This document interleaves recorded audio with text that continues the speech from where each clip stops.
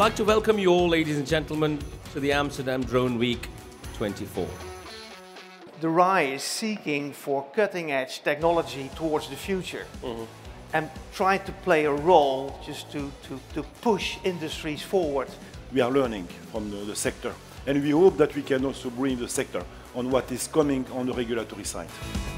The European Commission forecasts a vibrant future where UAS services market in Europe alone could reach 14.5 billion euros by 2030.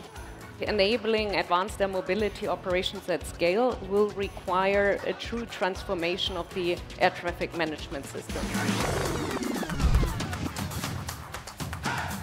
Europe must be the forerunner and standard setter in the drone market that makes our life easier, more sustainable, and unleashes the great potential of innovation.